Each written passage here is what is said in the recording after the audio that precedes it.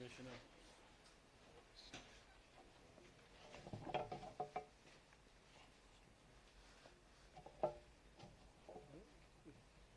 Okay, good evening, everyone. I'm the First Deputy Commissioner Edward Caban.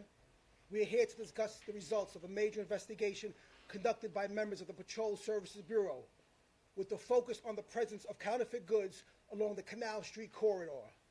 I am pleased to announce this investigation has culminated in the seizure of counterfeit luxury goods with a street value in excess of $10 million, some of it shown here.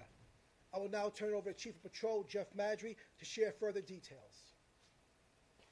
Thank you, Commissioner, and thank you to members of the media for being here. Today, we conducted a peddler enforcement operation in the vicinity of Canal Street and Broadway.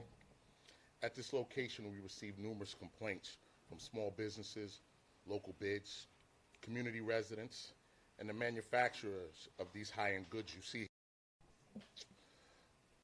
Enforcement today that we went to resembled a local street market. The sidewalks were blocked, there was property everywhere, merchandise everywhere, and this really impacts local businesses in a negative manner, as well as reduce the quality of life of the residents of the Canal Street area. Under the leadership of Chief Boudet from Manhattan South, he took a team over to the area where they conducted the enforcement, and when the enforcement was all done, we seized over 3 truckloads, rack trucks, big trucks of merchandise, high-end counterfeit, trademark counterfeit merchandise, as you see here. Our legal team was with us. We also had a counterfeit recognition specialist who was able to tell us if the merchandise was authentic or fake. When it was all said and done, we had 17 arrests, and as the Commissioner mentioned earlier, over $10 million street value of merchandise that we removed back here to the 7th Precinct. And our message is simple to the small businesses. We hear you, we support you, and we'll continue to do these operations. And to people who are interested in selling merchandise, we will help you and show you the right way to obtain a general vendor's license. And even with a general vendor's license, you can't sell trademark goods. We recognize during the holidays, activities such as this will increase, and our efforts to deter this conduct and to investigate this conduct will be ongoing. Over the next few days, we're going to partner up with our local businesses, our community partners, and we're going to make sure we explain the right way to obtain a general vendor's license so people can go out there and earn a living the right way. I'll take any questions. Dean Moses, you mentioned locals and local businesses. If locals see this going on in their area, what's the best way for them to work with law enforcement to try and clear this up? Thank you for the question. There's many ways that you can help us. First and foremost, you can call 311. You can call the local precinct, speak to your neighborhood coordination officers, the commanding officers. Manhattan South has a business improvement district unit that specializes in this kind of enforcement, working, removing trademark counterfeit goods. So there's multiple ways you could do it. We ask all the residents to come out to their local community council meetings, the build-a-block meetings. There's numerous ways you can report this activity. We're going to go over here to Tim McNichols from CBS. Would you be able to walk me through the process of determining whether it's counterfeit or not?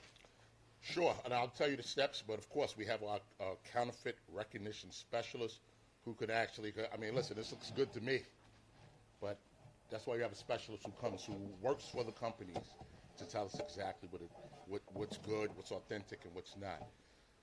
We go out into the streets, we go out into the community, we look at the area, we do some observations of the area, we see the products, then we respond with our officers. As I said today, Chief Boudet led this operation.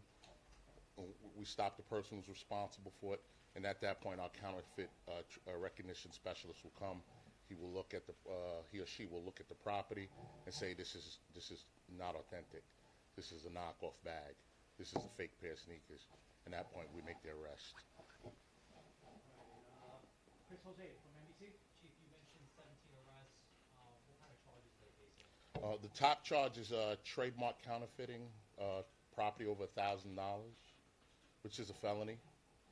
So like I said, we have 17 arrests. We're going to look at the histories and see if this is something that's ongoing. And then again, we're also going to give them some help, tell them how they can get their license the right way. All right. Jonathan, is there also any, do you also go after people who buy this car? Well, not really, all right, because it's not a crime to buy it. The crime is selling it. There's layers of victims when you look at this. I mean, a lot of people, there are people out here who are buying these bags thinking they're real when they're not real.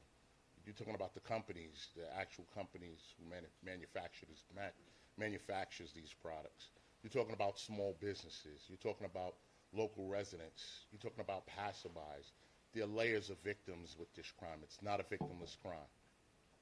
All right, we're going to go over to Haley Brown, New York Post. What are you going to do with all of this stuff?